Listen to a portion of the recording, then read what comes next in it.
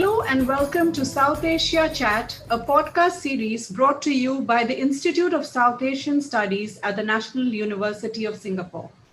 The Indian government announced a large disinvestment strategy in its budget for 2021-22 in order to revive the economy. It has proposed exiting from most sectors except 4 areas which are of strategic interest. This is expected to be a challenging task going forward. To tell us more, we have with us Dr. V Anantha Nageswaran.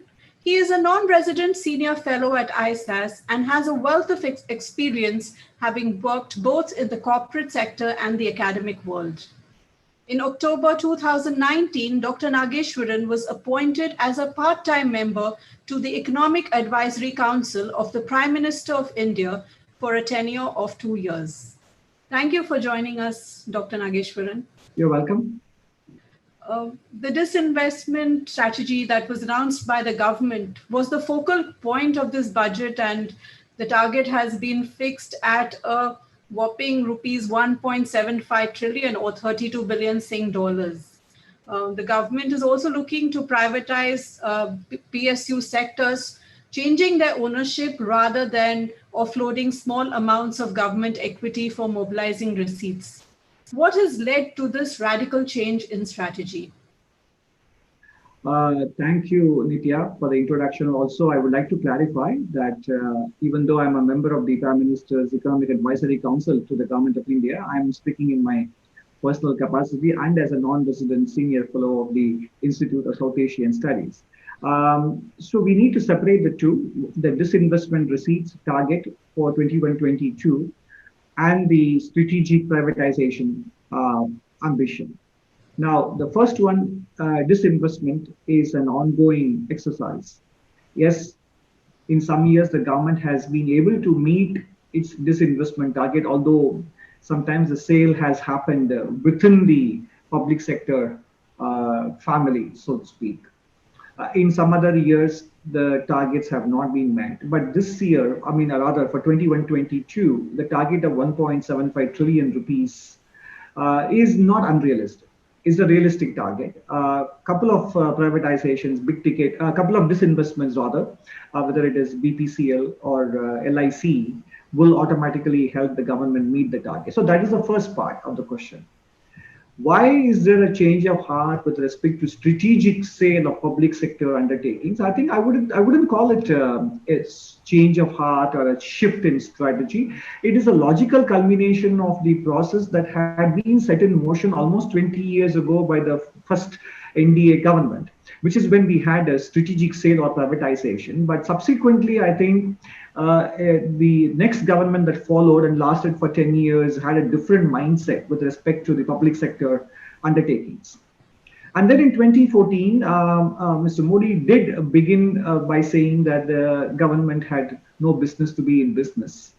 But then because some political capital was spent in amending the Land Acquisition Act, and they couldn't do so because of the lack of sufficient numbers in the upper house of the parliament, the government shelved that idea and also focused on other structural reforms like the goods and services tax, the demonetization exercise, the real estate regulation act, the insolvency and bankruptcy code, etc. So now with also the political numbers being there for the government, they feel more confident. And also usually in any country, not just in India, a crisis provides a very good opportunity to push through difficult reforms. And to that extent, therefore, the government is trying to take advantage of the COVID crisis as an opportunity to undertake structural reform. So this is how I would present the current decision of strategic sale of government stake in the light of what has happened over the last 20 years, using the crisis as a specific trigger to move forward. That's a very interesting point you made, Dr. Nageswaran. But what I think sets it apart this time is the government's big number that it has rolled out. It is not that this is not the first time that it has revealed such a number. Last year's target was equally high, but due to COVID, it couldn't meet its target. And we did hear the Minister of State for Finance, Mr. Anurag Thakur, saying that it's only 3 times since 2014-15 that the government has missed those targets. So what do you think would be the government's approach this time, and to ensure that the numbers are met and that they are serious about this disinvestment? No, I think as you correctly mentioned, for the year 2021, the target was 2 trillion rupees. And of course, because of COVID, and notwithstanding the fact that the stock market has been quite buoyant, the government has not been able to conclude some of the transactions it had in mind that would have helped the government meet the disinvestment target. So my relative optimism for 21-22 stems from the fact that they couldn't complete the transactions in the previous financial year, which is going to end in about by March 31st, 2021. And therefore, concluding them in the next financial year looks more likely. And that is what makes the government's disinvestment receipt budget a realistic one. And as you all know, the government has also been progressively making the conditions attached to the sale of Air India more and more realistic.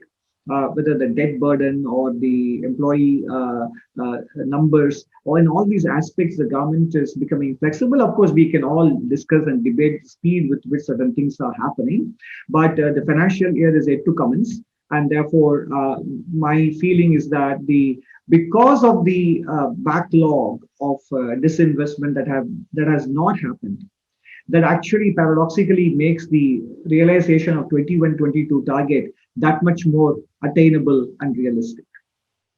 Also, challenges are expected along the way. I mean, it's quite natural. But there has been some amount of political opposition voiced by Sonia Gandhi in her recently published piece. And then we've also seen some internal opposition from organizations like the Bharat Mazdoor Sangh, which is an affiliate of the RSS. How do you think the government is going to overcome political as well as stakeholder dissent? Because there were concerns about loss of jobs as well. No, that is correct. I think the resistance to strategic sale is to be expected. I mean, earlier this week, the bank employees went on a couple of days of strike, protesting against bank privatization. These fears are usually legitimate from their point of view. And I think the government, the finance minister did reassure that there will not be employee retrenchment as a result of privatization. It will happen over a natural process of attrition as people superannuate. The other way to look at it is for the government to present evidence from the previous successful privatization, which happened almost 2 decades ago, or rather between 2002 and 2004. If you look at some 5 or 6 full strategic sale where the ownership passed into private hands, rather than government reducing its stake and realizing some revenue. In all those cases, whether it is Modern Foods or Sterlite, or I don't remember all the names, or even BSNL, etc., the employees' strength had not only not gone down, but actually post-sale has increased as these businesses became more profitable and the businesses had more capital to invest in expanding capacity and growing the business. So in a way, the removal of the shackles of government ownership and the decision-making process that comes along with it.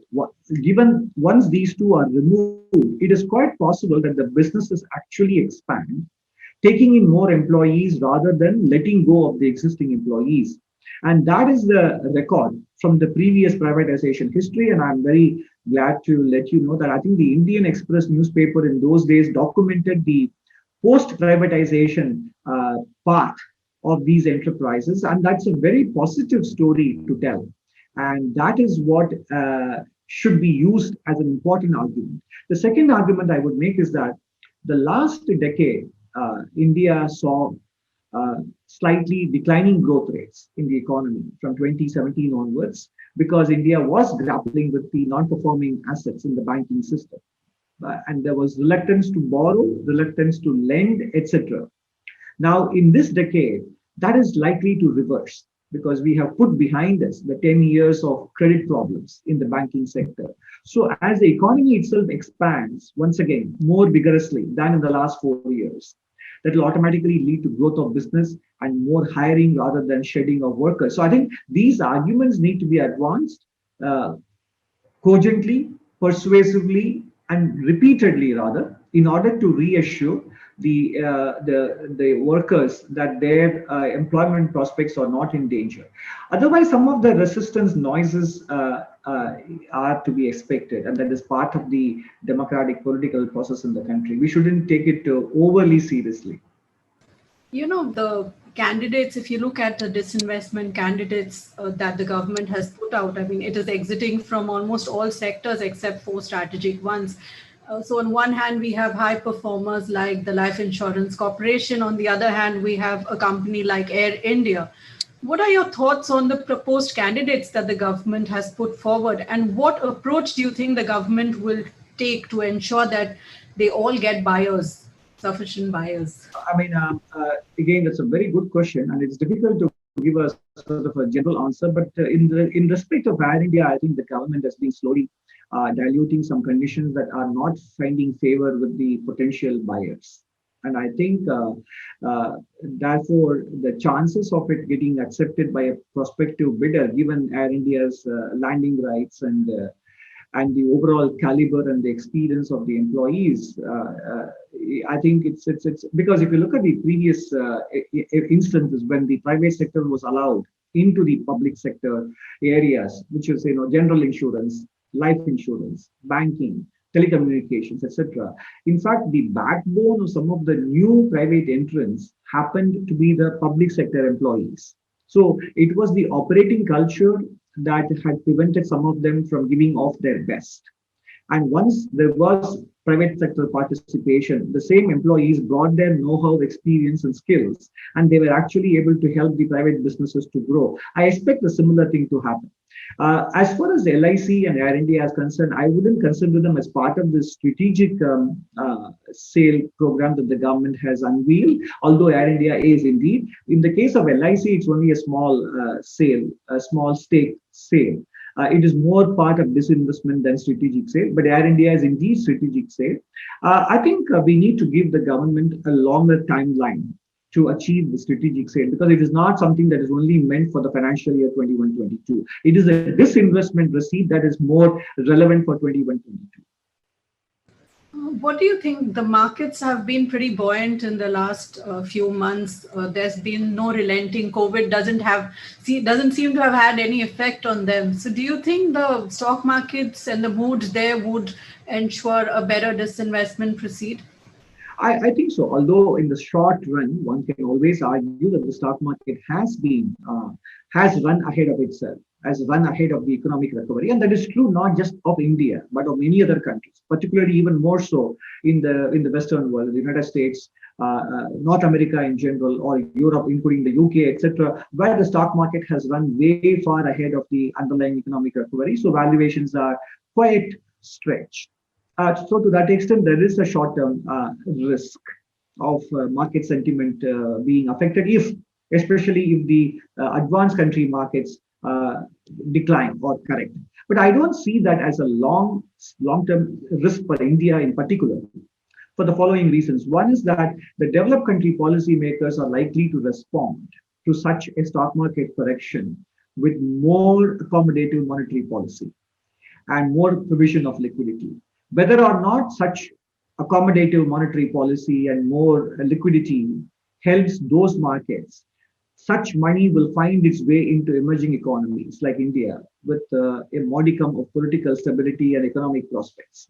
So that is why I, in fact, feel that the glass is more than half full for India this coming decade. And therefore, I do feel that the stock market will not be a barrier or an obstacle for the government to be able to offload its stake in public sector enterprises. When we are talking of strategic sale, we also are talking about large amounts of foreign direct investment. Which the government will be seeking to ensure that the divestment target is achieved. The government is also promoting the concept of Atmanirbhar Bharat, or self-reliant India. Mhm. Do you see any dichotomy in these two? And if yes, how can they be reconciled? No, I think there is no dichotomy in my view because Atmanirbhar Bharat is about producing in India for the world. So India does invite foreign investors to come and participate in the production-linked incentive schemes as part of Atmanirbhar. So it's about creating some global manufacturing champions in India. And that includes both Indian as well as foreign manufacturers locating their production facilities in India. And that is how they have responded, whether it is in the mobile phone sector or in more likely coming up in the renewable energy or pharmaceutical manufacturing, etc. These this Atmanirbhar and its practical manifestation, the production linked incentive scheme (PLI), both of them involve clearly foreign participation. So that is given that therefore foreign direct investment is not inconsistent with this policy framework, Atmanirbhar policy framework, or the production linked incentive scheme. In fact, I would point out to you that in the last 6 years, net foreign direct investment, i.e., money coming into India minus money going out of India by Indian investors overseas. If you take the net figure, that has been around 1.6 to 1.8% of GDP in the last 6 years in India. And it has never reached that number in the past except for 1 year in 2010, 11 or 11, 12. I don't remember exactly when. So, in fact, last 6 years, in spite of all the uncertainties, India's slightly declining growth rates and credit problems in the banking sector, net FDI has been on the higher side.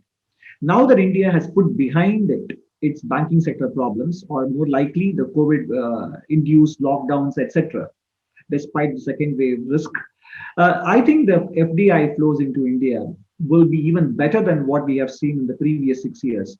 And that is what numbers for the current financial year available up to the third quarter, December, that is what they indicate. So I actually think that attracting more FDI will be part of the success of the Atmanirbhar Bharat program and the production linked incentive scheme. So they are completely consistent with one another. And finally, I'd like to ask you how would the states respond to this disinvestment program? Do you think they would be encouraged to also follow suit and divest holdings in state public sector units? I think so, and more specifically, in fact, I would say I hope so. States have their own. In a democratic framework that we have, political compulsions will always be there, and that will dictate the pace of such reforms and divestment. But state governments also are currently stretched with respect to their fiscal resources. And I think, therefore, they will also be looking at asset monetization and the stake sale as one way of augmenting revenues to meet development expenditure purposes.